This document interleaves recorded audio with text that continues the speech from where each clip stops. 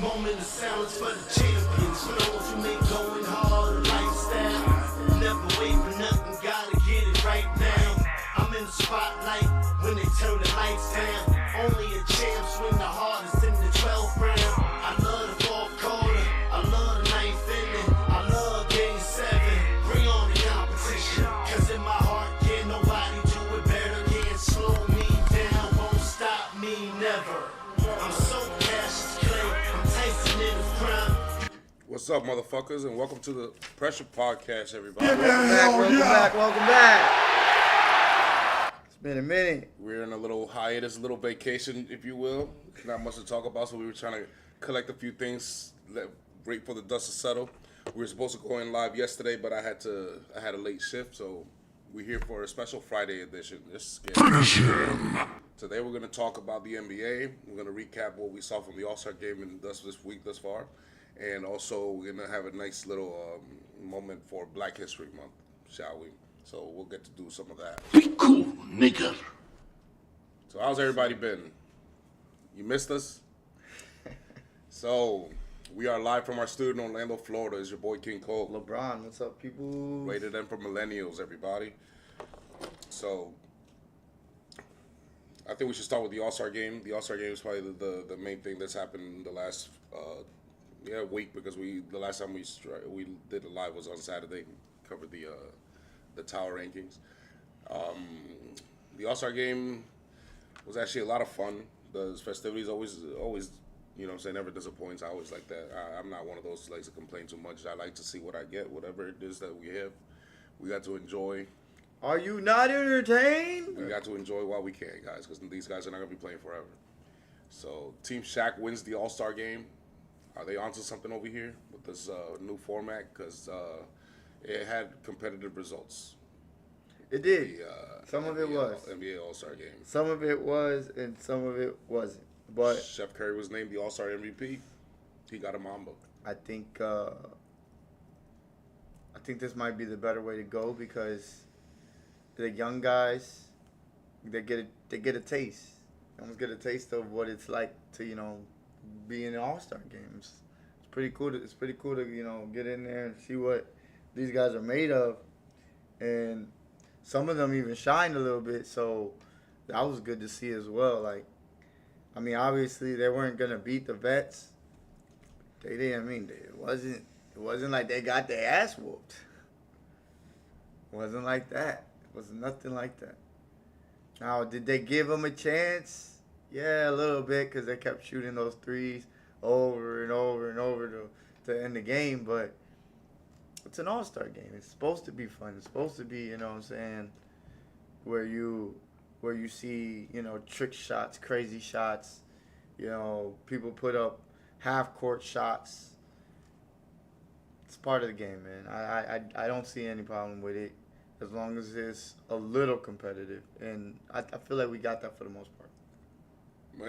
I mean, I've always seen it where in the first half they'd be lackadaisical and joke do around, half-court shot, joke around, do some alley-oops and all that stuff, and then during the second half is when they buckle up. Yeah. I think this is on the players more than it is on the All-Star game itself. I think the players just grew a little lazy, I guess. I don't know. I blame LeBron James, but that's just me. Be cool, nigga. How about that? How you feel about that?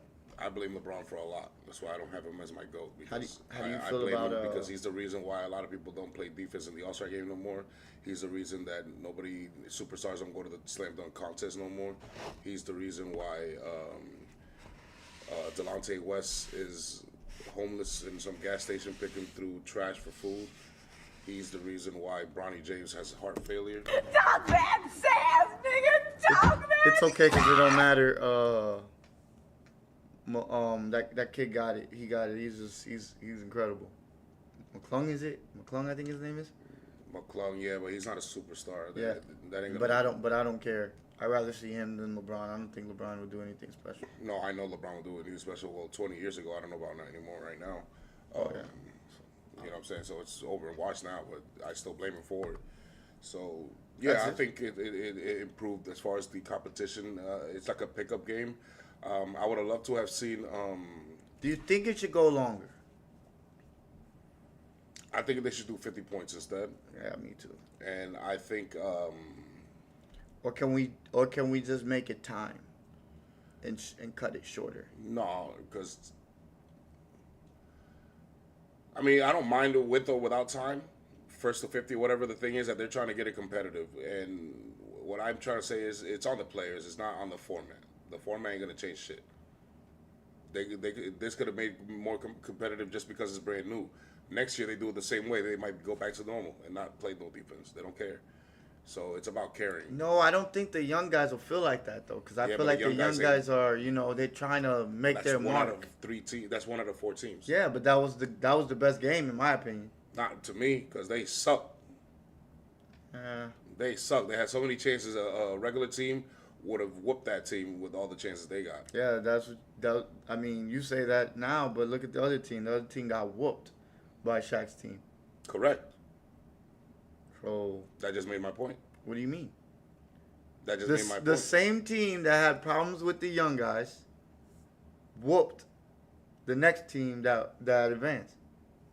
The team that advanced was Shaq, right? The one that Yeah. that's the one that whooped on the But young that was guys. the team that whooped on the young guys. Well, not whooped on the young guys, but yeah, almost Okay. play with their food. All right. They played with their food, and to be honest with you, Team Shaq didn't even play very good. Yeah, but they still beat the hell out of that team that was next after Because that. they played good, not because they played the same.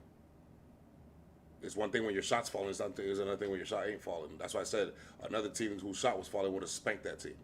Yeah, but that's near here or there because it doesn't matter. The team that went up against them that was supposed to be the team, you know what I'm saying, to make it a competition, didn't. It wasn't competition at all. It was 11-0 at one point. Like, what the fuck? Well, Couldn't that's score. That's the thing. They could not score. A team that would have scored, trust me, would have made it to where they'd never put that team ever again in the All-Star game. I think they should go back to the old format. What team, the personally. Shaq? Yeah. No. Oh, yeah. Because that team shot like shit the first game. No, I'm talking about this. I'm talking about the final game. They didn't shoot like shit. That's what Yeah, I'm saying. correct. But if they shot like that against the... You talking about the other team, I'm talking about the Team younger Shaq. the younger team I'm talking about Team Shaq. If they would have showed up, against the younger team. yeah, Yeah, that's what I'm saying. they would have fucking skunked. But that's what I'm saying. I don't think they were taking it that serious. But I do think that the younger guys were taking it that serious. Well, that's the thing, though. The younger guys, you remember, it's like... But then again, this talent ain't going to be the same as next year's talent. Like, let's say next year's rookies, they're not going to be the same as this year's rookies. We don't know what's to come. So I think it's exciting to see what these younger guys will do to, maybe even pull off an upset. I seriously doubt an upset will come in just because these guys are too talented. I'm But sorry, I just bro. don't think they take it that serious. Yeah, but that's not an upset. And I think if that happens, then we might see some better competition in the coming future. Maybe for a few years, but they're going to go return back to normal. This is a vacation to them. It's in a major city where there's a bunch of hotels, a lot of clubs and restaurants, and they're there with their families. They're not taking this seriously regardless. They're just not. And like you said, I mean, it don't matter though, because basketball ain't the same as it used to be anyway. no, it ain't. It's not. They don't have the same hunger. They're really just about the money and about building their brand. So Not for all of them. It's just not. It's not the same. Not all of them. That's what I'm saying. I say, but as we heard Anthony Edwards say, he doesn't even want to be the face. Like, he doesn't even consider himself wanting to be one of the faces of the NBA. So him saying that what player to me, does? huh? What player does? What? What player does want to be the face of the? I've heard the league? Tatum say that multiple times. Really? Yeah. Well, that's very few because most Plenty. guys don't Plenty of really times, give a actually. fuck about that. Plenty of times, actually. Most guys don't really give a fuck about that. They're there to win. They don't care about none of that stuff. They don't care about being role models. They don't care about getting the best contract that they can get because of their establishment. They just want to win. Most of these guys are just literally trying to win. It's just that it's not that easy because they're, you know what I'm saying, you got to build a team. It's not a solo sport. It's just not that easy. And the thing is, the teammates, the role players, those are the guys that don't take it seriously. Those are the guys that are just there for the money. The stars are there because they want to win. Some. Most of them. I would Most say of them. some. I wouldn't say all. I don't trust that. I never said all. I said most of them. Most of them want to win. It's just that it's hard to do it with role players that don't want to chip in. Just like Kobe said in one interview, they always wanted him to go out with them to the clubs or whatever. He's like, all right, one day I gave in with him, and we partying, but I told him, listen, after this we got to do it my way, right? Sure enough, he knocked on the door at 6 a.m. They were slumped, drunk, and hung over, but he didn't give a fuck. I hung out with you, now you hung out with me. You see what I'm saying? KD don't look like he give a fuck. He's one of those guys that to me, he look like he's cruising. He don't really care if he goes back to the finals. He's fine with what he got. Everything that he did doesn't seem like he wants to accomplish anymore. I give you a couple people. There's like Booker. There's another one who just doesn't come up big. We're not talking about coming up big. We're talking about guys who actually care. Yeah, but if you're not, if to me, if you're not putting in the work to make your team better, to be a leader and a captain, then what's the point? Well, that's a knock on KD that I agree with. But Devin Booker, I can't say he doesn't put the work in. Nah, he puts the work. I'm saying they put individually. You put in the work.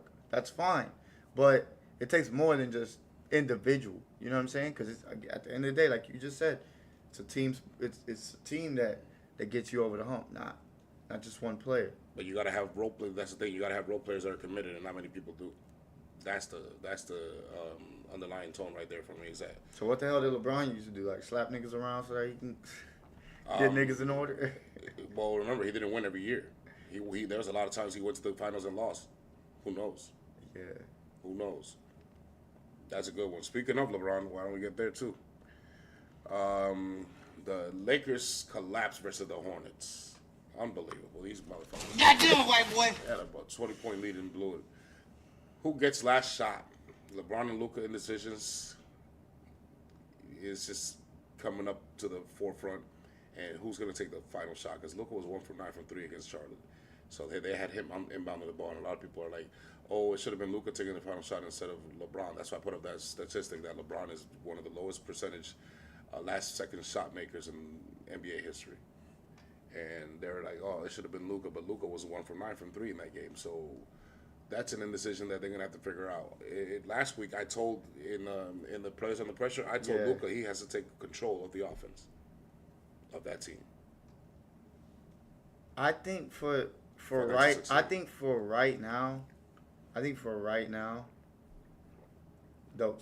problem is, the rapport. They don't have that. They got to build that. So that's going to take time. You want to know where the guy wants the ball, where he feels good getting the ball at, where he feels more comfortable to shoot the ball. So I feel like that's going to take some time. And my other take is Austin Reeves got kicked out of this game. Austin Reeves is averaging 18 points a game. Goddamn, white boy. And he's been big for the Lakers. I'm talking about huge for the Lakers. Whenever LeBron doesn't show up, or for the most part, AD didn't show up at the time. And he gets that offense going. He gets them, and he basically can create for them so that they can get the space to get easy shots. But at the same time, him not being there, it kind of shortens up your spacing. And I feel like that was huge for them when he got out of that game. He's crucial to that offense right now. Until Luka gets reins of the offense, I'd rather put the ball in AR's hands. But in that particular moment, you can't, because obviously he got kicked out of the game. Yeah, you got to figure that Luka's gonna fucking get back to normal eventually, and he's gonna start catching fire. They're definitely gonna. They're gonna get it. They're gonna. He's not the most prolific shooter. He's not by a any selfish means. player. He's not a selfish player. He never has either, been. He's so. just a guy that hits big shots. He sends to his big shots, and when the shot's falling, it's falling. So just give it time. I think Luka will bounce back from that, but they cannot collapse against the Hornets in that kind of manner. Agreed. And I think the media is making more of the indecision between who takes the last shot more than anybody else. But just just for curiosity. To me, you make the right play. To me, you just make the right play. Just if that's the shot, live with that. Live with taking that shot, but make sure that it's a better shot than what the other guy has to offer. That's how I feel like. It doesn't necessarily have to be Luka or LeBron. I don't care whoever's open, whoever's the most open, give him the ball and let him shoot it. Well, the reason I ask this question because it's a question that I have with my Knicks. Who takes the last shot? Is it Brunson or is it Cat? It's supposed to be Brunson for now, but we don't have a true leader in the team. They're all equals right now. Nobody's asserted themselves as the leader to this day. And I it's not that I mind it. It's just that I prefer to have the 1, 2, 3 option. So let's say you have Steph Curry, KD, Klay Thompson. Okay, You for have example, to. You have to. you have that. So by default, by you know what I'm saying, subconsciously, you already know who to give the ball first, and then he knows who to give the ball second to, and he knows who to give the ball third to. Okay, so I would like to see some of that, but I don't mind it because, like you said, And if that they make the creates- right play, you can't be angry at that. And that creates indecision for the defense as well. They're expecting it to go to this person. Yeah. So they quickly go to that person and they're like, oh, well, you forgot about him and you forgot about him. So like with the Knicks, for instance, I would say you have Brunson, you have Bridges, you have Cat, and you have OG Anunoby. To me, that can all hit big shots. They're all to me somebody that can eventually get to the point where you might need them to make a shot, and that's how the NBA is. Eventually, somebody's gonna have to hit a big shot. That's not one of your star players. Now, with the Knicks, the guy that did it the last few years in the playoffs was Brunson, so I would say he's the leader. However, during the regular season, he doesn't exert it. I guess it's because there is a nice camaraderie between them, but I don't think it's so much that. I think he also gets double teamed real quick too. So the moment he gets double teamed, he knows I gotta get rid of the ball because then I can end up turning the ball over if they a deflection or anything like that, and I need to get this ball ASAP to whoever's open. That's just your mindset to me as a basketball player, to not make the wrong decision and just be like, oh, I'm just gonna chuck up a shot just to chuck. no, it up. no, 'Cause I'm not saying to chuck up a star shot, but player. I just since he did it in the playoffs, I just would like to see him enforce that, or maybe not enforce it, but like I think he'll do it if demand it was more I guess one-on-one. demand more of it during the regular season because there are some games in the regular season where we don't know who to give the ball to at the last seconds, and I'm like, I don't like that because in the playoffs we know who to give it to, so Yeah. I'd rather play that same way. But I think this is a big something to do nothing. I think they're gonna figure it out. Great players learn each other, and they'll figure things out. And Luka and LeBron are too great not to figure it out, and JJ Redick got him playing pretty good, so I think that's gonna change with time and with patience. But even with that said, rebounding is a huge problem for the Lakers. Well, they're thinking of putting LeBron at center, which I already guessed, but they haven't done that yet. That's a huge problem. Speaking of, Wemby's out for the season. A blood clot curse. Embiid is out, AD is out, and Wemby's done. Hurting the NBA? Or it's just the Spurs? Because he's averaging 24.8 points per game, 11 rebounds, 3.7 blocks. Should have 30. He's this is definitely going to hurt for the Spurs because they actually had something going this year to give you some first playoff experience. You know what I'm saying? You know how valuable that is. Yeah, absolutely. Now Fox is out there by himself with Dennis Rodman 2.0 and all the other guys, the youngsters, Vassell and Cassell, whatever their name is, Vassell or Cassell. But this does hurt the NBA. The big man, other than Jokic and Kat, what other bigs are out there? There's like all-star level competing. Not much. Not too many. Not much.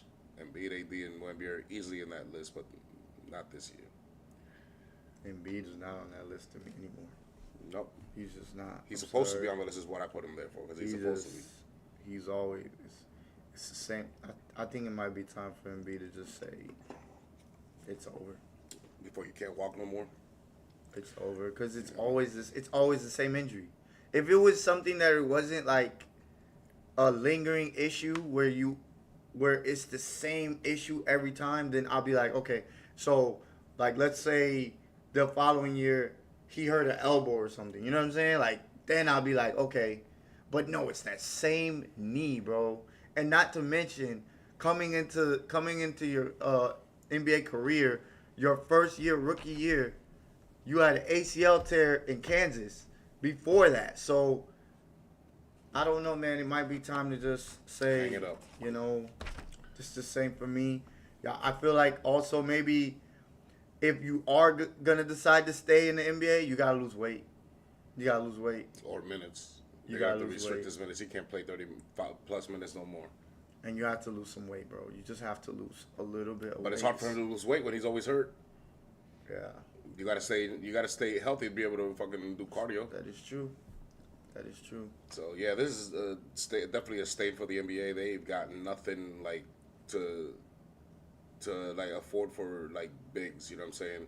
Because not everybody wants to see just a bunch of the guards. We shoot all have the promising time. bigs coming up, but they're just young. They're too young, and not only young, they haven't shown like he's shown. Yeah, the NBA has always been bigs and smalls. Pause. You always needed a center or a power forward that could get rebounds and score in the paint, and then you need a point guard or a shooting guard that could facilitate. Now they have to rhythm. deal with Biombo. All the best centers have had one. Okay, Bill Russell had Havlicek.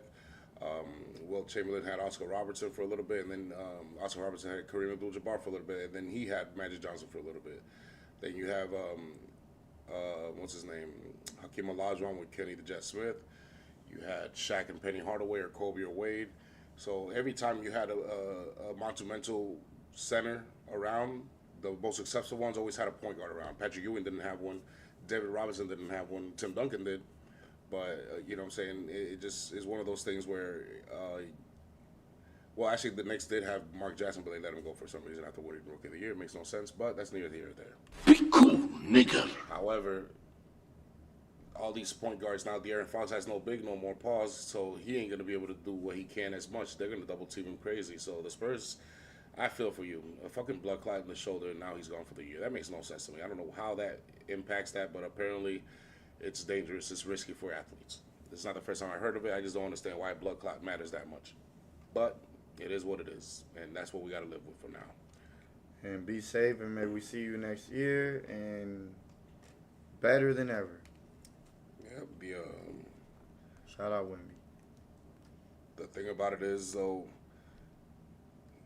he's too important for the NBA to be gone like that, man.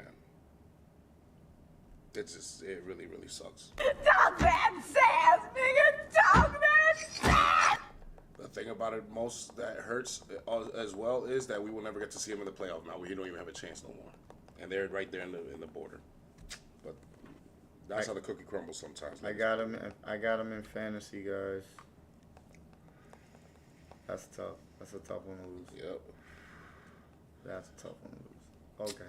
All right, so we're not gonna do power rankings, or usually we do it on Thursdays, but since the NFL, the QFL is off, now we're gonna do the N3A, which is what I call the NBA. The N3A's tower rankings will debut on Saturdays now with players under pressure until the football season begins. So we got a nice special thing going. We're gonna brew Greek mythology into sports. We're gonna compare Greek mythology. Remember how we did the Nerd FL and the Nerd BA, where we had comic book characters and made a lineup out of them? We're gonna do this with Greek mythology very soon. So we stay tuned for that, baby. Give me a hell yeah. Now we're going to Black History Month. It is Oh, Black that'll History be. Month. We'll be doing that on TikTok, right? We're doing that on TikTok, guys. On both. We're gonna do it on Oh, we're both. gonna Might do as it on well. both, Yeah. on both streams. So, it being Black History Month, I think it's time to give some flowers and recognition to some of the greatest Black history athletes, well, Black athletes in the history. You know what I'm saying? So you could, I mean, it's on you. You could put prolific figures like Malcolm X and Martin Luther King and Louis Farrakhan and so many others, James Brown. But I'm gonna focus mostly on sports. So go ahead, brother. Mine's Martin Luther King, and I just wanted to share some quotes, some famous quotes of his. One is, faith is taking the first step even when you don't see the whole staircase. Finish him. Love is only force capable of transforming an enemy into a friend. Injustice anywhere is a threat to justice everywhere. That is very true. Freedom is never voluntarily given by the oppressor. It must be demanded by the oppressed. Absolutely. Stop that, Sam! We must learn to live together as brothers or perish together as fools. In the end, we will remember not the words of our enemies, but the silence of our friends. Well Yes, sir. said. One of my favorite quotes from Martin Luther King is he was at the Lincoln Memorial about to delivering his "I Have a Dream" speech, and in one purpose he says that this is one of the greatest demonstrations for freedom in the history of the nation. It is clear to everybody today at that moment that America has defaulted on a promissory note. Now, for those who don't know what a promissory note is a dollar bill. If you look at the dollar bill, at the bottom it says a note of whatever X figure. And that's all it is a note. A note is a dollar bill. However, he also said that America has defaulted on this promissory note as thus citizens of color are concerned. So America has written the Negro people a bad check. A check that came back marked insufficient funds, motherfucker. Give me a hell yeah! My favorites right there. So I got 3 that I'm gonna highlight over here. Okay, so let's go get to it. Number 1 is the thumbnail and the cover of this streams for the week. We're gonna start with the Negro Leagues. The Negro Leagues are here because obviously it's sports. And this is before the Jackie Robinson color barrier being broken. The Negroes couldn't play in the MLB, so they had to create their own league called the Negro Leagues. Most people know this. Most people know some of the names, Bob Gibson, Hank Aaron, and some of the things like that. But did y'all know that the Negro Leagues average $2 million in profit per year? $2 million profit per year. Finish him! What is $2 million in today's money? In 1940, this is what it was based off. The average team made $2 million per year. That is an equivalent of $45 million today. What the fuck? Now, to some people say, well, $45 million doesn't mean nothing. The Yankees make that in 1 month. You're right. You're absolutely right. But despite no TV coverage like the Yankees have, despite no media coverage like the Yankees have, and despite no big stadiums like the MLB has, $42 million in revenue per team is highly successful. So big ups to the Negro Leagues. Yes, sir. Give me a hell yeah! If it wasn't for that, that was almost like our push start. Mm-hmm. You know what I'm saying? If we don't have that, we don't have nothing. Like there is no Negroes in the big leagues right now. You'll hear a lot of rumblings in a lot of podcasts. Thank them a lot. A lot of social podcasts have rumblings about Black Wall Street, that they should make their own money, print their own money. Well, the Negro League was better than Black Wall Street. The Negro League was the most profitable black-owned company in the history, or corporation in the history of the world. So that's one thing right there. Another one, which is my favorites, is the cover of our stream for today. It's the 4 Kings is what I call them. In the left, you got Bill Russell. Then next to him, you got Muhammad Ali. Next to him, you have Jim Brown. And next to him, you have Kareem Abdul-Jabbar. Now, I call them the 4 Black Kings, not just because of what they meant. These guys stood for community and for what was right, for civil rights. They risked their career in doing so. Muhammad Ali was the most famous one because he was stripped of his title because he did not want to fight in Vietnam, because no Vietnam ever called him a nigger. And he didn't understand why he would fight for freedom somewhere else where he doesn't get freedom at home. And then you got Jim Brown there. Jim Brown is the oldest out of them. He was already a legend. He's already a champion. He was already retired, but he was always speaking for community. And then you got Kareem Abdul-Jabbar, which we all know always spoke out. These are not just legendary figures. I mean, you're talking about Jim Brown, a 3-time or 4-time champion and the greatest running back of all time in a lot of lists. Then you got Muhammad Ali, who is considered the greatest of all time. Then you got Bill Russell, who is the greatest winner of all time. This man has 11 rings as a fucking player. And then you got Kareem Abdul-Jabbar, who not only led the league for scoring in for like 30 years, but he also has his 6 rings as well, 5 MVPs. These are kings. These are kings, okay? And there's a name that's missing there that should be there, but he wasn't there because he was a little bit more selfish, and his name was O.J. Simpson. Be cool, nigga. All right, and then my last cover is Ken Griffey Jr. The reason I put Ken Griffey Jr. in here is because he dominated the 90s. Now, he didn't have a championship, but let me give you the list of people who dominated the 90s as far as commercials, video games, all that things concerned. Gatorade, McDonald's, Sprite. It was Michael Jordan. It was Mike Tyson. It was Tiger Woods, and it was Ken Griffey Jr. And I give you the final bar is the per 160 game average.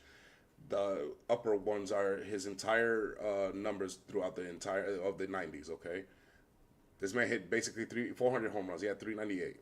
400 home runs a night. Nobody hit more home runs in the 90s than Ken Griffey Jr. Ken Griffey Jr. had shoes. He had merchandise. He had toys. He had it all. And Ken Griffey bought cool to the MLB. He's the only one who allegedly has not used steroids. No, there's no allegedly. He never took. He never filled the dirt. That's what I mean. That's what I mean. Because I'm saying like alleged because they got all these other people are allegedly they've already came out and said yes we did. Yeah. There's nothing on him, so he's probably the greatest home run hitter other than Hank Aaron to not be in that steroid era. As Ken Griffey Jr. Being in that steroid era. He brought cool and swagger to the Major League Baseball like never seen before. And what a great player. Those are guys I like to give flowers to on Black History Month. There's guys that I give. There's guys that I call 5-tool players, and then there's 5-tool stars. That's a 5-tool star. Everything he did at the best ability that a baseball player could do it. Run, field, 12-time Gold Gloves, contact, fatality, power, clutch. Like there's nothing that man ever did wrong. Honestly. So Mike Tyson was a heavyweight champion. Tiger Woods was a Grand Slam champion. Michael Jordan was a multi-time champion. Ken Griffey wasn't a champion, but you couldn't tell. You couldn't tell by the commercials. You couldn't tell by the merchandise. You couldn't tell by all the fucking ticket sales and TV ratings. I mean, obviously he wanted it, but he don't need it. Just like the slam dunk trophies named after the human highlight reel, Dominique Wilkins, as it deserves to be. The home run derby trophy is named after Ken Griffey Jr., which is not a strange coincidence. He's the one that's won it the most. The man put on a show. The man was for the fans. The man was easily likable, perfect smile. Never stay out of trouble. The only thing was that he started getting injured after a while. But outside of that, this man ended up with 660 home runs. Who would have known if he would have stayed healthy? He would have been at 800. This guy literally, to me, is the greatest baseball player that ever lived. The greatest power hitter is Barry Bonds. We're not disputing that. I'm just saying that, to me, my favorite player and the guy that I chose to represent the millennials for Black History this time is going to be Ken Griffey. But we're going to reverse this next week. We're going to do another thing for Black History. But I just thought that we should go to the past a little bit with the four kings, and then also with the Negro Leagues, who deserve a lot of respect. So much respect so that the Major League Baseball decided to incorporate their records into their records as well. Absolutely. For the longest time, they had them completely divided. So that's true. That tells you something. Fatality. So now some of these guys like Satchel Paige, they're in the record books for some of the most amazing strikeout kings we've ever seen, but we didn't get to see them. Because there was no TV coverage. That was radio, maybe radio. Radio, black media, and that's about it. And word of mouth. They were not advertisements. They weren't billboards for these guys. No, they did it all on their own with word of mouth, black radio, black media. There were people in the stands though. They're just and still we just they didn't had have an equivalent of $42 million in revenue in small stadiums. A quarter of the league size. They only had 15 teams, I think, or 14 teams. Yeah, it wasn't much. It wasn't many. So it's just it's incredible that they were able to do what they did back then. Wasn't that many players? So damn it, Jackie Robinson, you fucked it all up, man. Black people were winning until you decided to get to the Brooklyn Dodgers. What's wrong with you, Jackie? I'm chilling. Be cool, nigga. I'm just kidding. All right. You made them more money. Yeah. But no, he opened the floodgates. He said, I triple your shit. When he busted in, bro, all the others came right behind him. Hank Aaron, you name it. Man, you got. I think that's probably the guy I gotta give the most credit to is Jackie, because he had to go through hell. Like, he's the one who had to stand there while people were sitting there throwing shit at him, and he's just trying to play baseball. But that's not the way I see it. The way I see it, he was the first one to get to prove people wrong. That's the way I saw it. No, absolutely, but he went through hell, bro. I mean, they all did, but that was a hostile situation. Imagine being LeBron James for a day. Your mom's a crackhead and sleeps with a known meth head. LeBron wishes. Imagine. All the cameras and everything. That shit's crazy. You don't know what oppression is. So tomorrow we will cover the players under pressure. We will put new people in the gravity room. Tomorrow we will unveil a new tower ranking. Inspired. And tomorrow we will also make some predictions. I think we should make some predictions on some of the weekend games. We're going to look up some of the best weekend games and make some predictions on it. About time that we start doing that. So we start mattering. My Knicks let me down today.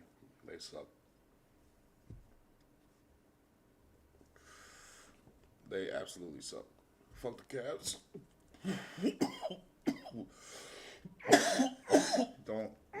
Don't worry, you're a pretty little head about it. We'll beat them for you. Damn, we gotta play y'all on Sunday actually. That's a good prediction day. Another thing to note, two weird things happened with the Yankees this week. Number one is that the fucking coach got extended. Do we have to talk about that? The other one is that facial hair. That's weird. Got an extension, per se. Apparently, since I've already known this, I didn't know that since it was 1976. But since 1976, the old boss, George Steinbrenner, decided to make a rule. He decided to make sure that all the Yankees look alike from the 1920s all the way on to now.